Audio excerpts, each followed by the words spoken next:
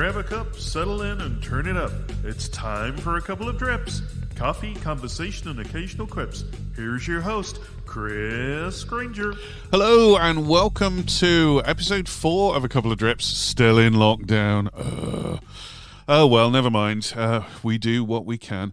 This morning, I have a very nice guest, the hugely talented filmmaker, and I'll just let him speak about himself, which he will anyway. Good morning, Mr. Chris Stone. Good morning, Mr. Granger. How are you? I'm very well. How are you? Yeah, good. So, Chris, a little bit about yourself, first of all. Tell us what you do, and then we'll talk about how we met.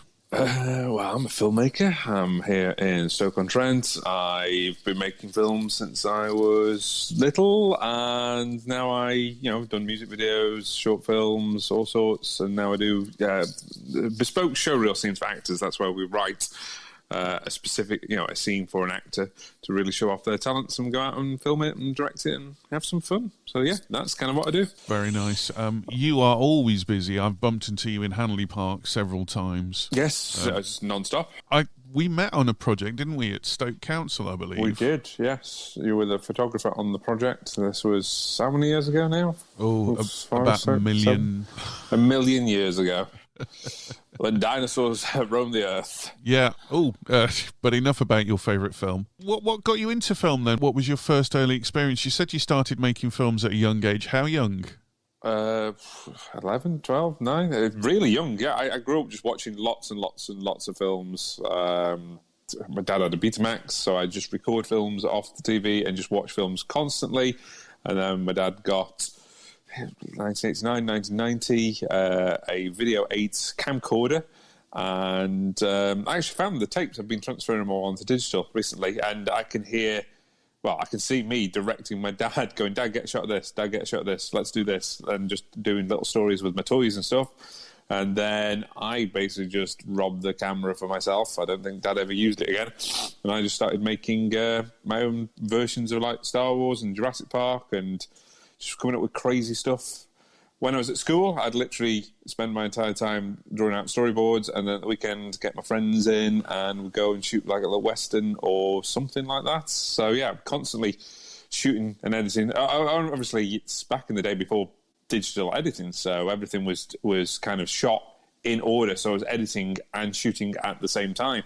And then there's Did you ever do any editing between the Betamax and the camera? I did a tiny little bit. At that point, it was VHS. So the only kind of editing that I could do was I'd play what I'd recorded through, and then I have a little sound mixer, which I actually still have got, and I could mix in like sound effects and music. But I'd have to be doing that live as I'm watching it, so I'd have to have everything queued up, ready to go. All hands on the buttons. Hands on the buttons, pressing all the different buttons, adding in the sound effects, in the microphone and stuff. So love a bit of Foley. Yeah, absolutely. Didn't you, correct me if I'm wrong, in lockdown, didn't you find that original camera and make another film with it? Oh, yes. Yeah. I shot bits of it. I didn't shoot all of it on there, but I shot... it's kind of a nuclear Holocaust film where people are stuck in the houses. So I didn't want to do the virus, so I did nuclear. And parts of the short film, which is called Last Legs, I shot on the original camera to give a... It's really hard to show radiation, so the only way I thought about doing it is to have a kind of a degraded film quality. And, so I shot it on Video 8. So the bits where my character, which is just me in my radiation suit, which is a leftover prop costume from an old film, shot on Video 8. And it really does work. It does sell it as like the radiation starting to attack. It does. I've seen it. It's brilliant. I'll put a description in the episode bump, and then people can watch it if they want. I'm drinking a Square Mile. They're still not sponsoring us. Square Mile Rwandan Tumbra, which has hints of blackcurrant, jam, and lime, which is a red bourbon variety from the Rulinda region. It's very nice. I'm not sure I get red currant and lime. Do I? Hang on, I'll have another sip. There's a bit of lime, actually. Now I've said that. There's a bit of lime. A bit of lime. I'm getting a hint of lime there. And we've gone into partridge already. Yeah. What are you drinking, Chris? I am drinking Nescafe coffee in a Boba Fett mug that's gone cold. Isn't lockdown wonderful? Oh, yeah. I promise you we will do another episode after lockdown, and you can sit in my lovely warm studio and drink my lovely, lovely artisan coffee. Oh, very nice. That sounds splendid. That does sound good. So, what are your plans for Christmas? We're recording on the 1st of December. Have you got your advent calendar? No, I usually wait a few days, December the 3rd, 4th, because then it's on sale. Defeats the object, dude. I know, but it's cheaper. So what are you going for? Lego? I have no idea. I'll see what's on offer in a few days' time. Lego, chocolates. If it's a chocolate one, I'll just eat 4 or 5 days worth of chocolates in one go. Yeah, no, I bought the Lego Star Wars ones for a number of years, and they're absolutely brilliant, but you do start running out of space to store the minifigures after a while. So we've got a frame that we got from IKEA, and then Steph modified it, added little blocks, so we've got them all 36 minifigures on display in a frame, so it doesn't take up much space. Yeah. There you go. Yeah. Your wife's a genius with design and things, though, isn't she? So, Yep. I've got a coffee advent calendar, as soon as you asked, but I haven't tried the first coffee yet, so...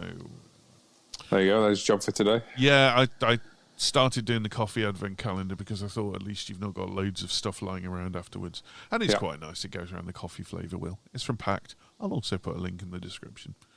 So what are you doing for Christmas, Chris? Have you got any plans in lockdown? What's your big thing? Are you planning a big riot to break all the rules? Or no idea. Literally not a clue yet, because with it changing constantly, you literally have no idea what we're doing. That is the problem, isn't it? Yeah. You can't make any plans. What do you normally do, Chris? What do I normally do? We go to Steph's mum's for Christmas, and we have a family get-together up there, which is always very nice. And I've got a little...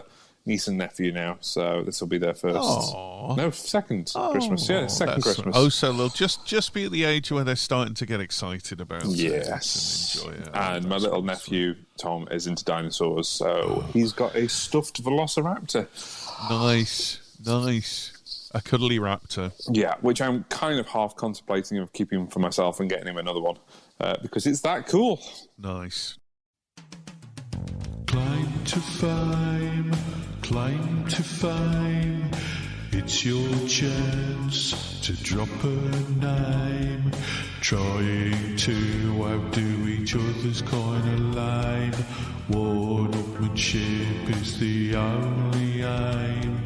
Claim to fame, claim to fame, claim to fame, claim to fame. Thank you very much. It's time for Claim to Fame. So, Chris, what's your claim to fame? Well, I've got a couple. So I worked with Jeremy Bulloch, who was Boba Fett in Star Wars, on a film I made about 12, 13 years ago now. And when I was in Los Angeles editing that film, I helped Linda Harrison, who played Nova in the original Planet of the Apes, who was married to Zanuck, who was one of the biggest producers of the 1960s. I helped her move house, which was bizarre. And another one was I was at a party, swanky party, and I met this guy who was an actor, who introduced himself as an actor, and I was like, oh, wow, it's a tough business. Keep going. Hopefully you'll land one day on your feet. Turned out to be Doug Bradley, who was Pinhead in the Hellraiser films. Nice. Not a clue, because I'd never seen Hellraiser. Well, that reminds me, actually, of a sort of vaguely Christmas-related story. In the Christmas episode, of course, the fantastic David Bradley played the first Doctor. And you and I went to do a Doctor Who convention at the Leicester... Space Centre. National Space Centre, that's what it's called. And I spent half an hour talking to this guy, David Bradley, who was really interested in Daleks and looked really nice. And I had absolutely no idea who he was until you told me that he was the guy who played William Hartnell's role. Yeah. So, there you go. Yeah, there we go. So I was like, oh, this chap seems rather interested in the Daleks and rather nice fellow, and there you go. So there we go. It happens, doesn't it? It does. Over Christmas, of course, we'll all be playing some board games. I've ruled out Pandemic this year. Oh no, that should be the one you should be playing. We probably will, to be honest. Yeah. We probably. I think my resurgence of interesting board games, I blame on you and Steph, actually, for Ticket to Ride, which was the first one you introduced me to. Ticket to Ride's good. Catan's still the best. Is that still the one? I mean, still by far the best one I've ever played ever. Yeah, I kind of gave up playing Settlers of Catan because Steph always wins. Well, yeah, that's the rule. Steph always wins. Steph always wins. Is a good game. Anything new recently that you can recommend on the board game front? Well, I haven't played it yet, but my friend Stu got me the Shining board game for my birthday. So it does look good. That over it's Christmas. On my Christmas list. But yeah, no. Other than that, no new board games. Have you seen the new Jaws one? I've seen the artwork for it. I don't know the play mechanics of it, but yeah, that does look interesting. You basically play it in 2 acts. The first act is on the beach, and the second act is in the boat. Yeah. The second act is called "We'll Need a Bigger Boat," and it comes with a boat inside the thing. So I don't know the exact mechanics of the game, but if you look what's inside the box, it looks really cool, and that's enough for me. That sounds awesome. I'll have to check that out. Definitely. I presume you've got the Jurassic Park board game. No, I don't actually. I own the original Jurassic Park board game from 1993. Yeah, which should still be in my mum's there's one loft. about £40 on Amazon, I think, at the moment. Oh, right. I'll check that out. I've noticed, and there's also a Back to the Future board game as well. There's a board game for pretty much everything. Yeah, now. there is, to be fair. We did play a terrible board game the other week. Well, not the other week. It'll be a while back before lockdown. My friend Gemma came up and she brought Disney Villains, and the mechanics of it are dreadful. Really, absolutely dreadful. You play a different. Each player plays as a different Disney villain, but each player's got completely different rules. So it's like you're playing 4 different games against each other, and then things would happen, and it just got more and more complicated. I kept joking. It was like, was it Swizzle Stick from Friends, where Chandler or Joey make up a ridiculous game, and it was just insane. We had fun playing it because it was so terrible. So yes, I wouldn't recommend it. So how's lockdown been treating you, Chris? Has it affected your work much at all, or are you still kind of going through are you still able to shoot and edit in the same way? Well, I didn't even notice the lockdown happened until end of the first week, because I've got so much editing to do. But as soon as I burnt through all of that, then it hit me going, I haven't really got a vast amount to do now. So I've just been watching lots of movies. So I've been studying Stanley Kubrick, and I've been watching almost I know I have watched every single film that he's ever made now. I've been reading the Stanley Kubrick archives and just seeing how he worked as a filmmaker. So some really great standouts. Movies, The Shining, 2001. It's great just revisiting them now I'm older. When I watched a lot of these films when I was younger, I did not appreciate them or didn't understand them. But now they are absolute, masterpieces of cinema. And the beauty of Kubrick is its ambiguity. You can read into whatever you want to read in. Is Jack actually crazy in the Shining, or is he seeing ghosts? 2001. What's it really about? It leaves up to the viewer to make his own decision. When you watch 2001 as a kid, you've kind of watched Star Wars and you think, it's another science fiction, I like this. And then it's actually quite dry and quite long, and you think, I'm not sure about this. And then it's later on, I think you really appreciate it. You can appreciate. You really appreciate the the filmmaking, the effects, the story.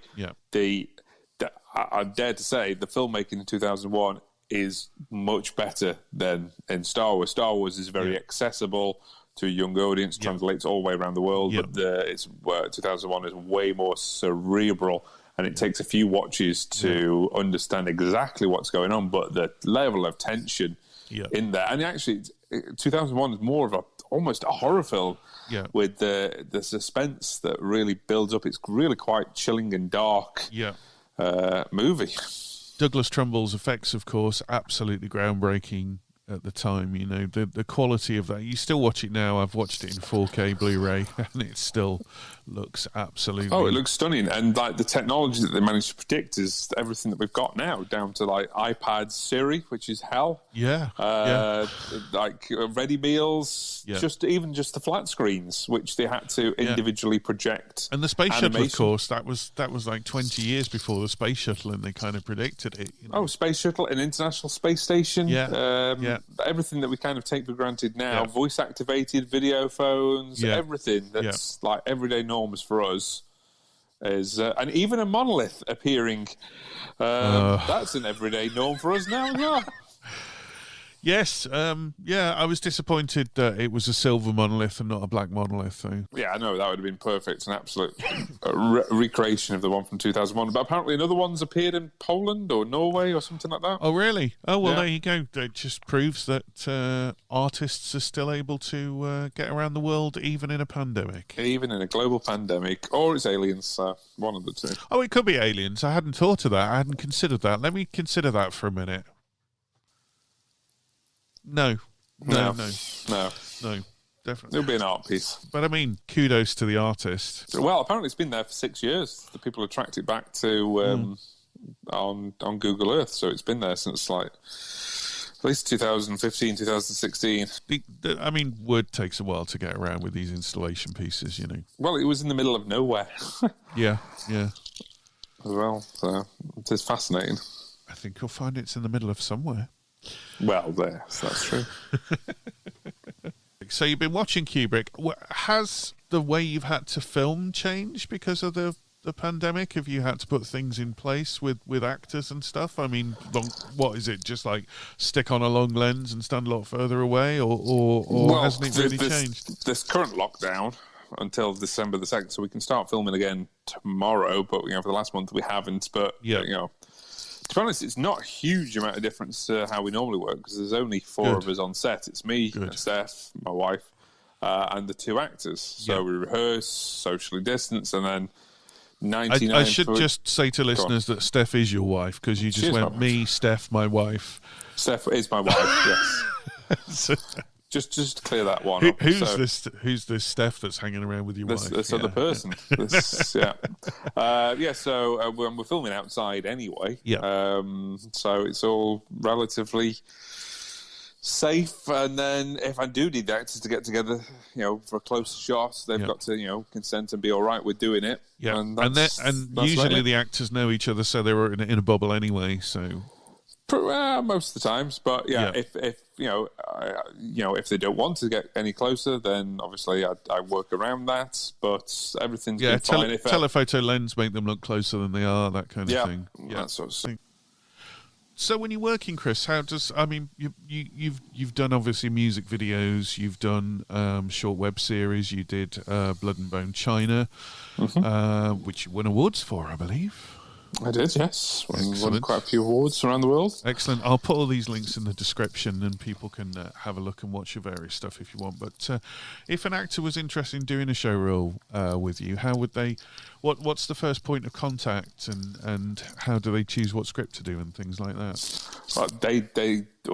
Okay, so first they'd go on my website, drop me an email, I'd send them all the details and available dates, and then when they are booked in, then I have a conversation with them on the phone to really get to know them as a person, and then I write something or provide something that's specific to them, so they don't choose a script. It's not like there's a library of scripts. It's all, because every actor's different with different strengths, different casting types, so it's about creating something that shows them off to the best. So I always say, imagine me like a chef, and the chef was presented with these different ingredients. Now the chef has to make the best possible meal with these ingredients. So it's not like a normal film where you write a script, go off and cast it, and do it that way. This time you're provided with the actors. Now you've got to write a script or provide a script that matches their casting type. Oh, so they're bespoke scripts for the actors. Wow. Yeah, this is why it takes so long to do. Yeah, because every single one is you're working with, I spend a long time, like an hour or so. You'll never see two actors doing the same story.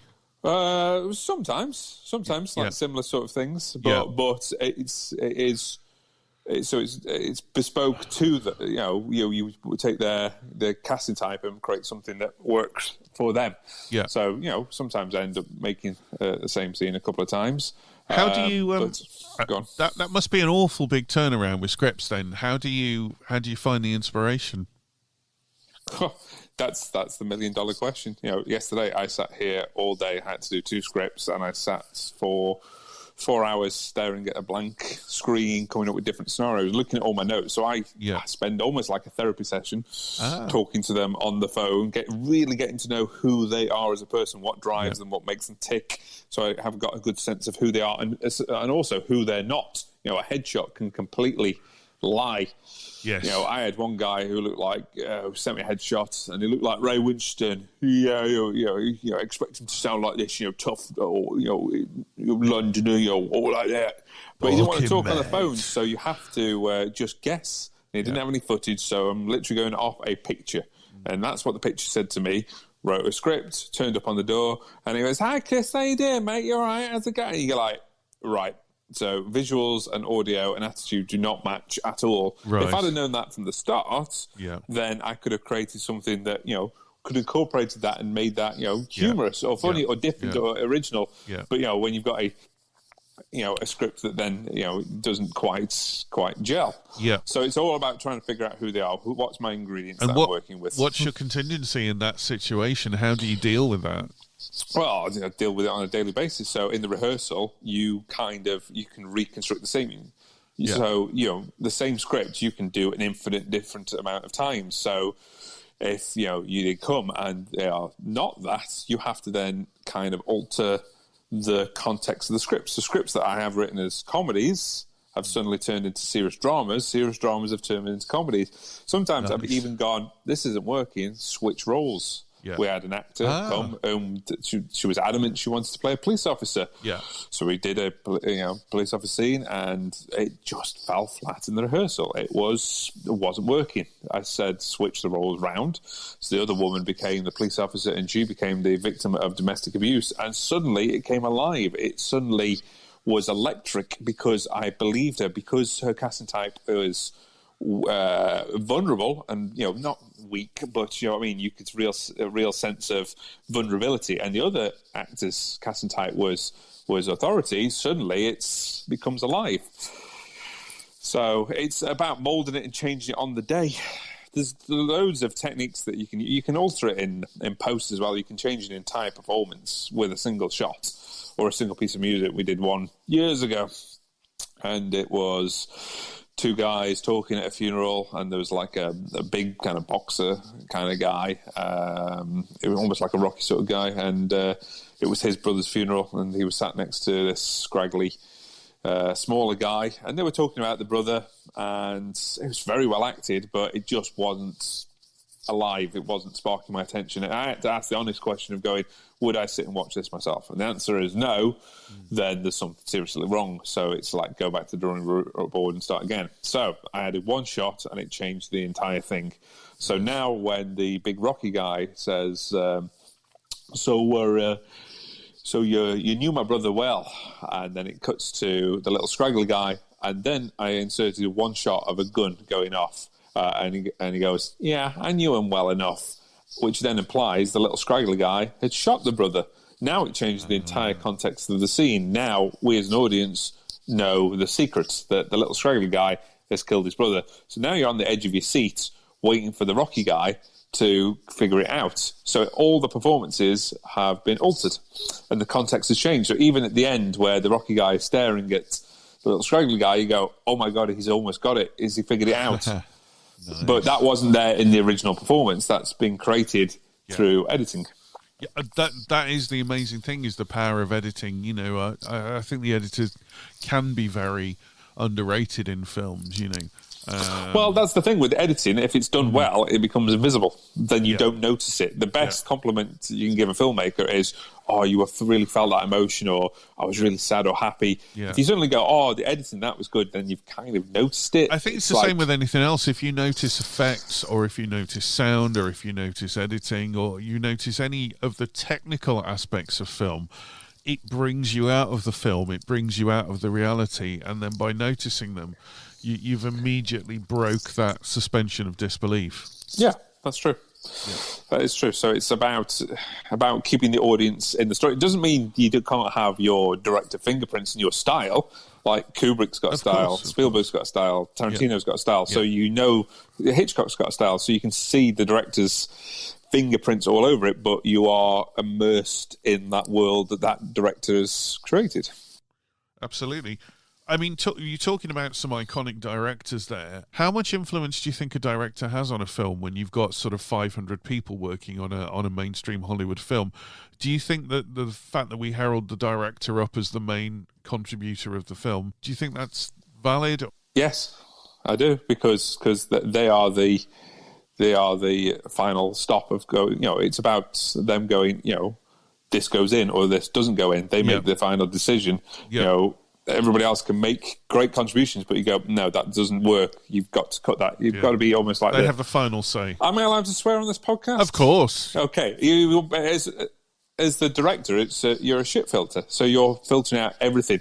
And as a director, I was saying this, you know, I've been saying this as my little phrase, but I realised Kubrick had already said it as well. It popped up in an interview that I was reading the other day. It's like, as a director, you don't always have to know exactly what you want, but you need to know exactly what you don't want. So in the performances, I'll be like, there's something wrong here. I don't know what it is, but let's keep going. Let's keep finding. Let's keep tweaking or improving or trying out a different way. Or is it just in the blocking? There's something that's not alive. I'm not feeling it. And that, as a director, you've got to be the one that feels it. You've got to, you know, laughing, crying, feeling the pit of the stomach. If you're not emotionally affected by that performance or that, you know, that little piece of film, the way it's cut together, then it's not working.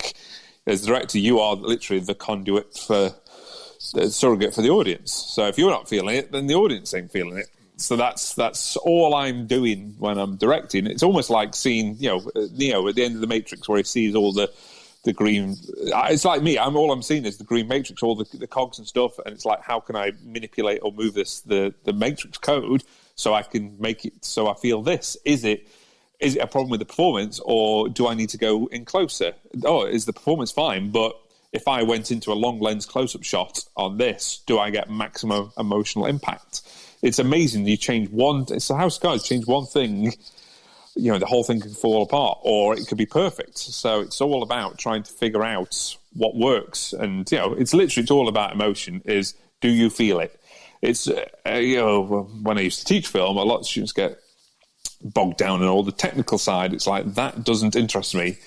The cameras and stuff are just tools. Don't geek out about the tools. Geek out about the emotion and the story. You know, that's, you know, your camera is just a paintbrush at the end of the day. Yeah. So it's just about trying to figure out what you're actually painting and what it invokes in the viewer. Content is everything. Content is king.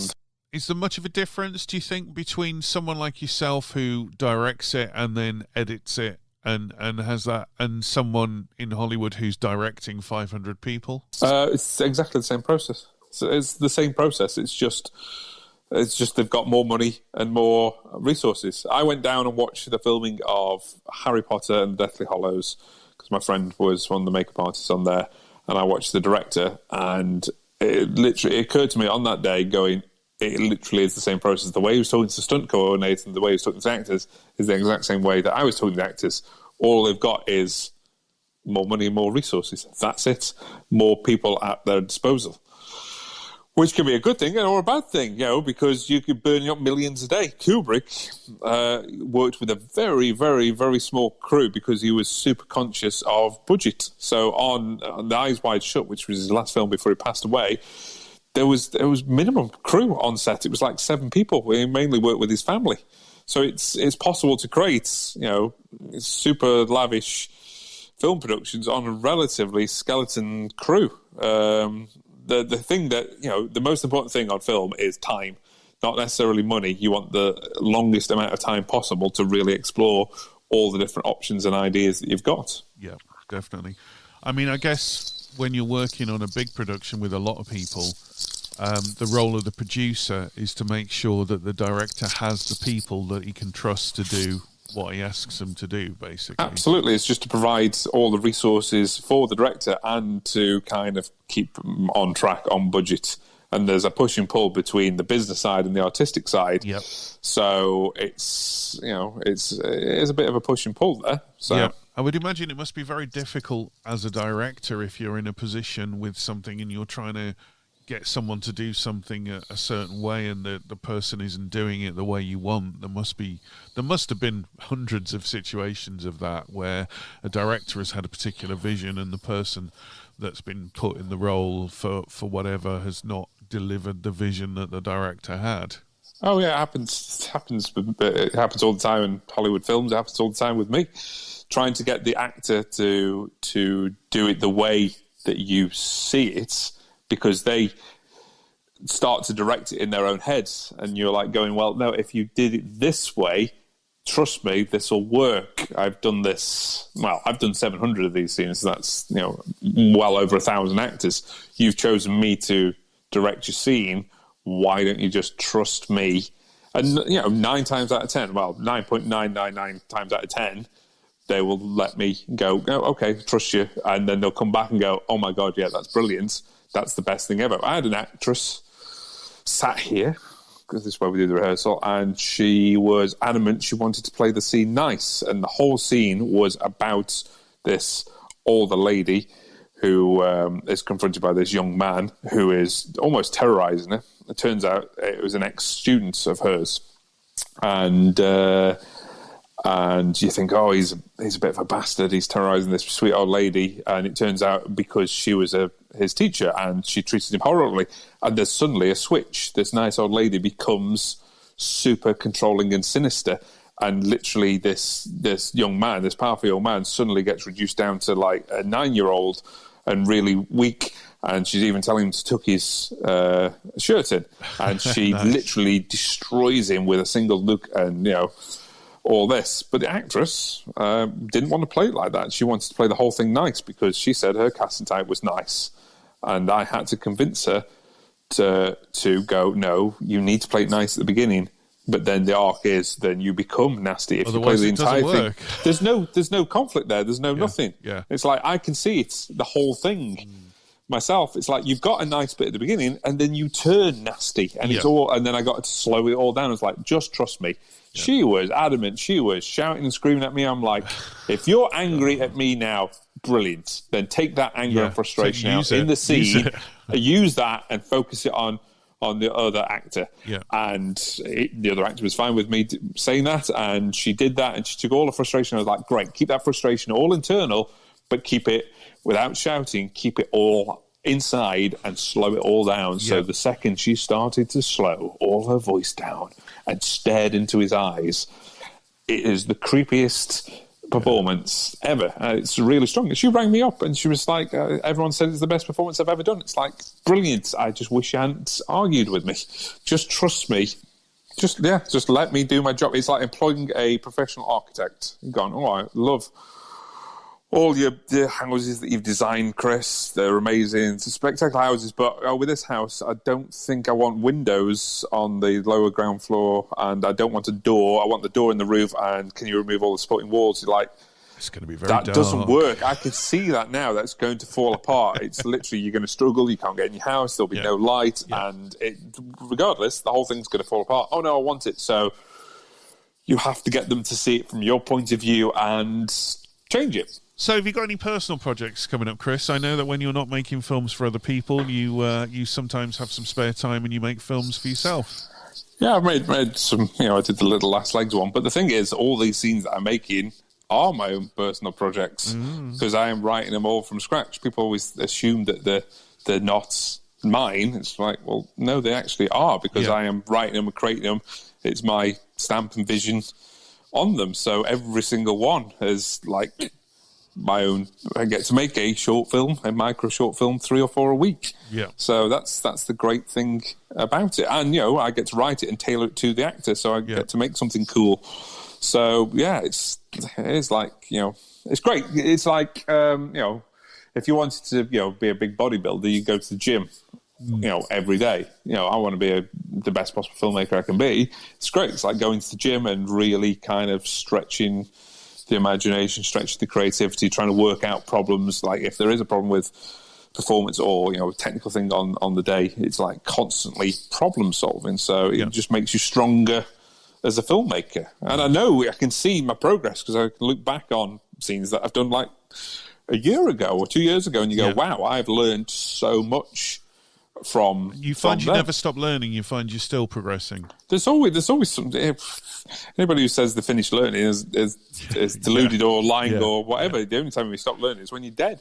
You're constantly learning your new techniques or ways of telling the story more efficiently, or little tricks that you work.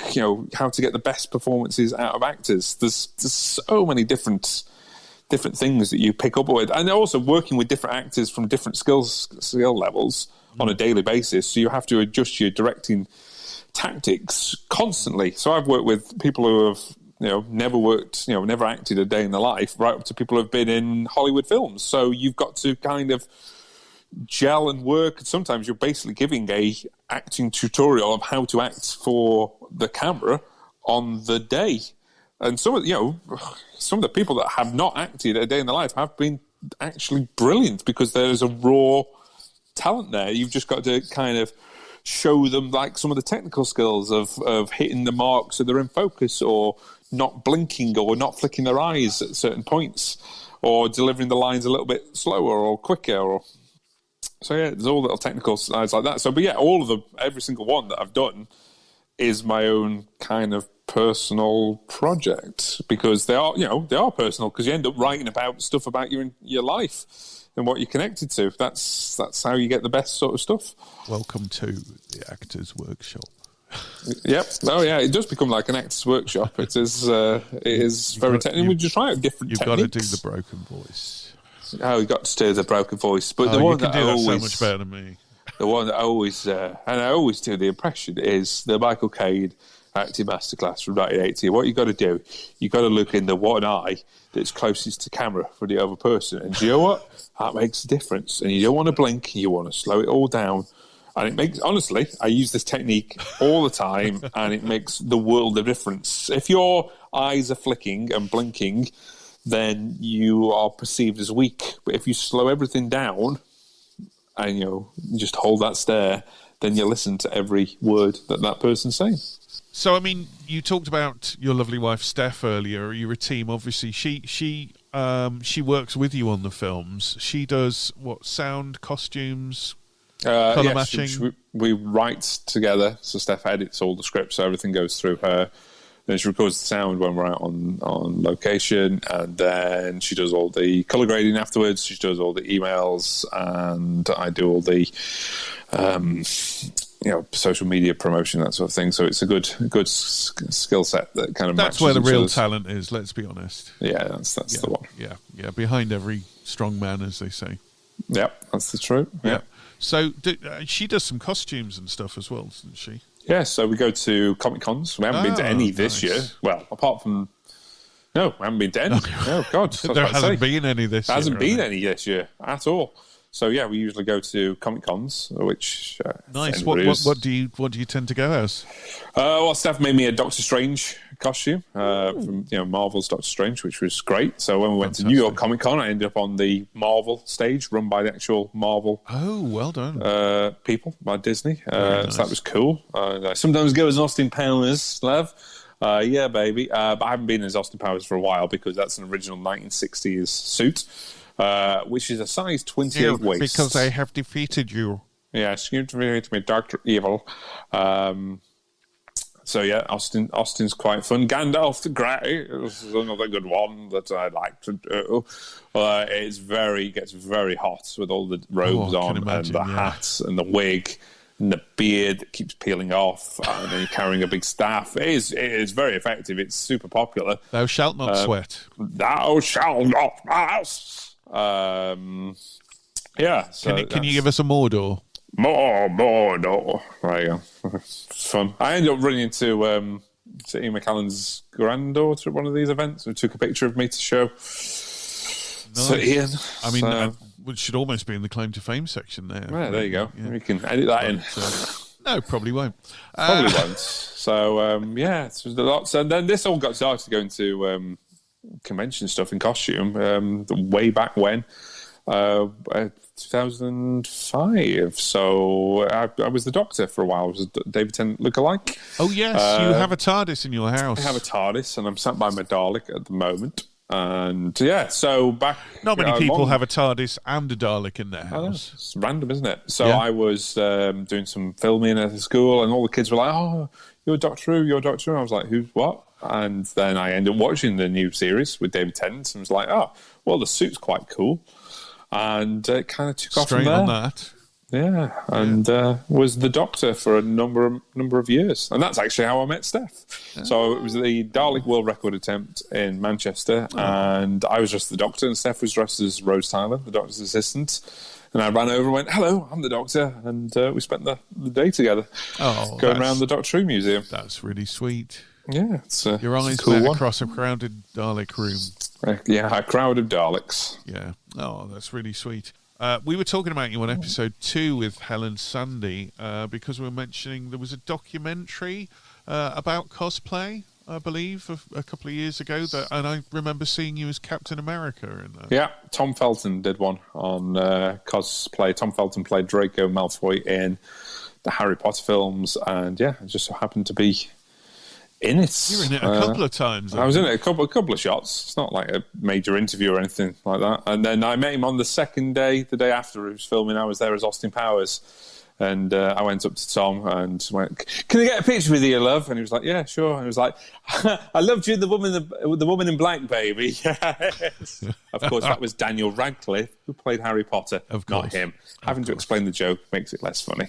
Yeah, no, I got the joke, but thank you for the non-Harry Potter listeners. Just to clarify. Told that one too.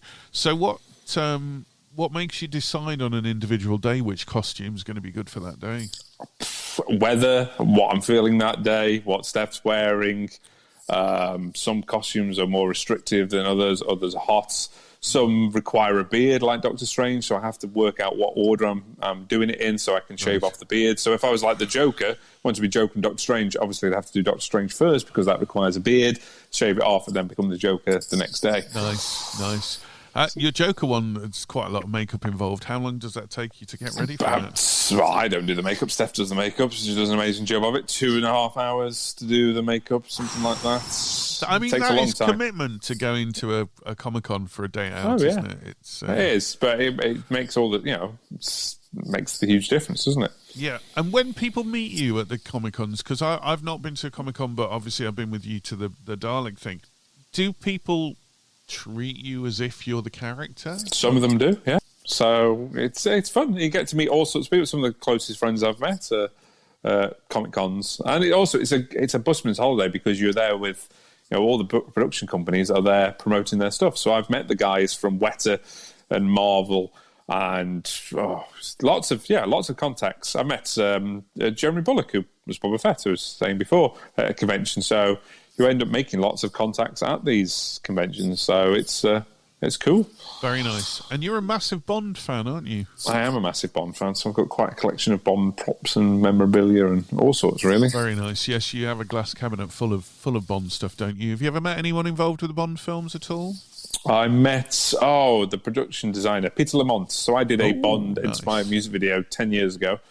With Aston Martins, things getting blown up, and girls in bikinis, and I got to show him that. And I said that my ambition in life was to direct a Bond film. I sat and watched the entire thing with a smile on his face and went, "Yeah, I can see you doing that," which was the biggest boost ever. So wow, that's amazing! Fantastic. So he watched your video with you. He watched my music video. Yeah, that's the video for the amateurs. That's the one. Yeah. I'll put a link to that in the description because that's one of my favourite videos that you've done as well. Yeah, thank you. And then I met George Lazenby as well at one of the conventions, and his pen ran out while doing my autograph, and I said, "This never happens to the other fella," which is a reference to one of the lines. Of course. What did he react to that? He just it was like half smile, half groan. It's like, oh, all right, yeah, great. I've heard that a billion times. Yeah. Favourite Bond film then?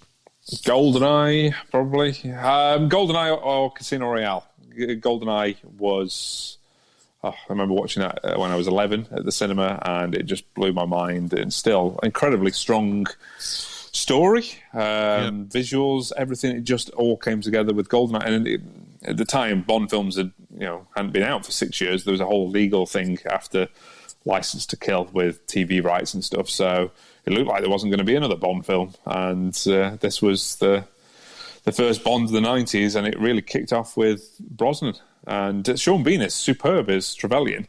And what works so well about it is because Trevelyan is so, Sean Bean as Trevelyan is so good and so strong, it's a real credible threat. It's 006 versus 007, so it's a real mano a mano, death match.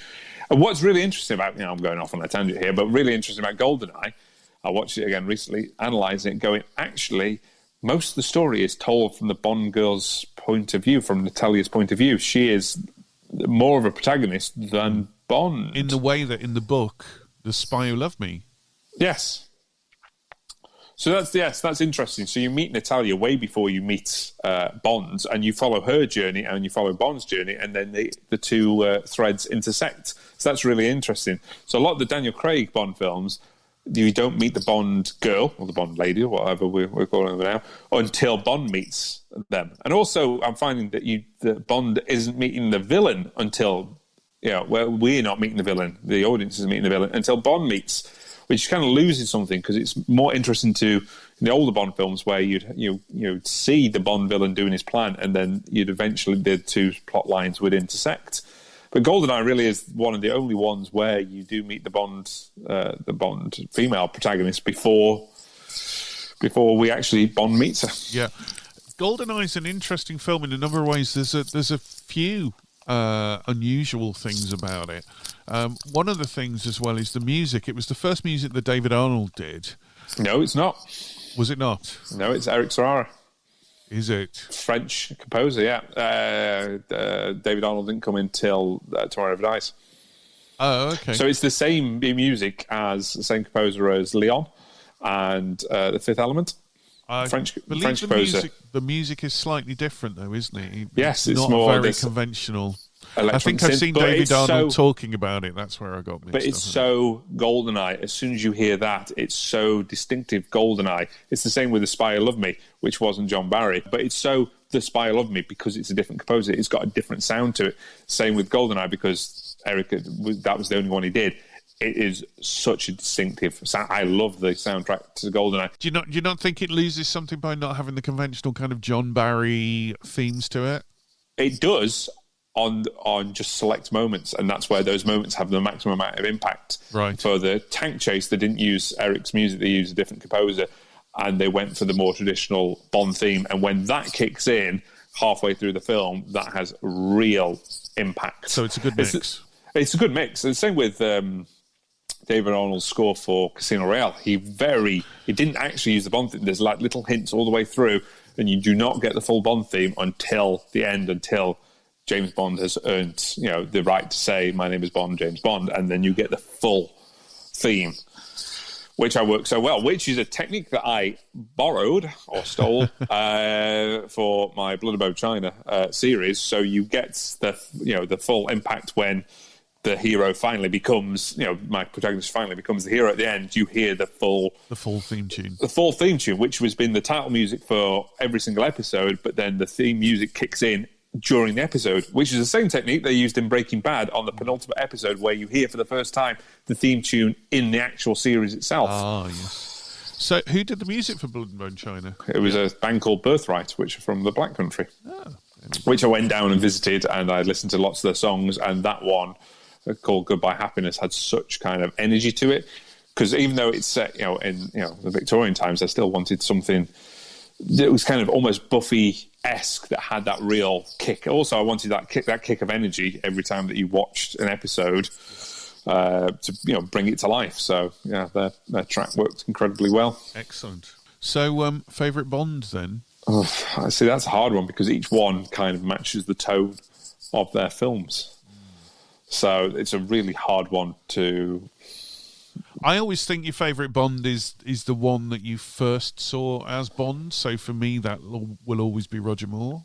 Yeah. See, I love Moonraker as one of my favourite films, which I know a lot of people detest, but I think it's great. It's super James Bond and science fiction together. What's not to you say like? Science fiction because they had a lot of NASA consultants on there. So people go, "Oh, it's James Bond on the moon." It's like, no, it was in a space station, which we have space stations like that. It had the space shuttle in 1979, which was 2 years before the real space shuttle launch, and that was only because it got delayed for 2 years. They wanted to coincide with the launch of the first space shuttle. So pretty much it's all conceivable. The orchids that spread poison, it's all doable. It's just lavish and big. That's what I love about the Ken Adams sets. The music's brilliant.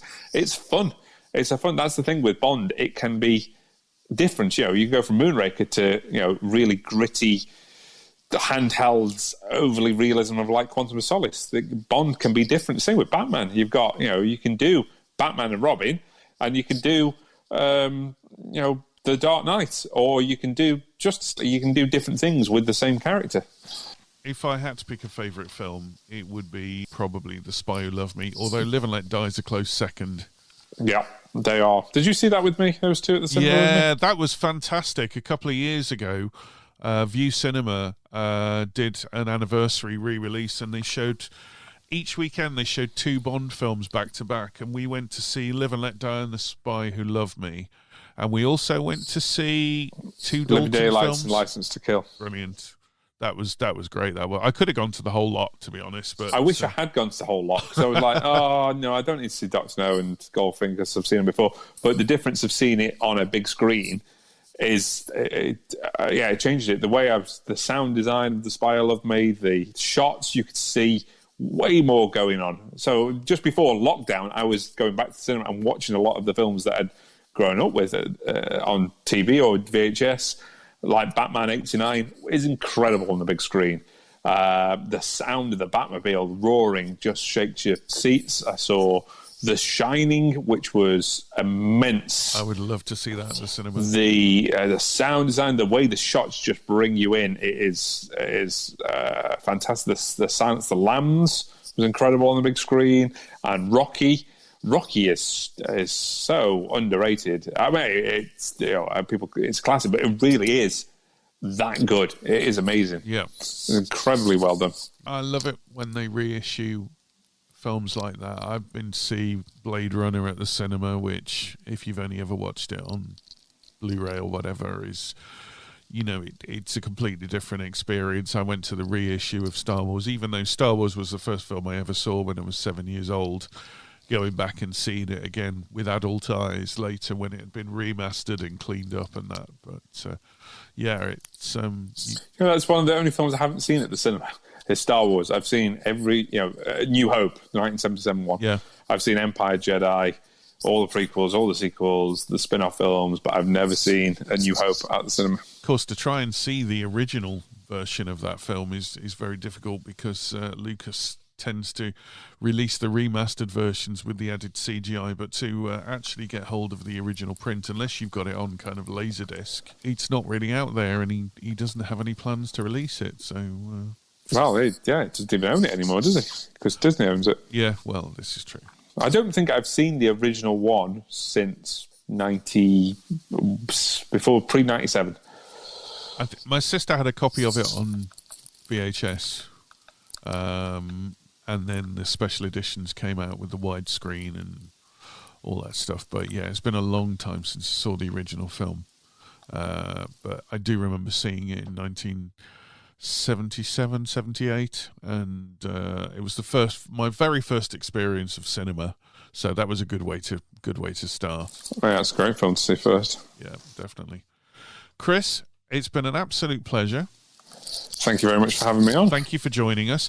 I will put lots of stuff in the description about how people can contact you and how people can get your show reels and some links to your previous work as well. I hope you have a nice Christmas. I hope you sort out what you're doing over Christmas.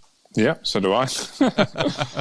I hope to catch up with you, and we'll do another episode out of lockdown, hopefully. Sounds like a plan. We can talk about plenty of other things and drink some coffee in person. If you're listening, thanks for listening. We've got a couple of episodes in before Christmas, I think. Do find us on Anchor and Spotify and Deezer and Apple and wherever you normally get your podcasts. So thanks for joining me, Chris. It's been an absolute pleasure. I've been Chris Granger. I've been Chris Toe. And we hope to see you soon. Catch you later.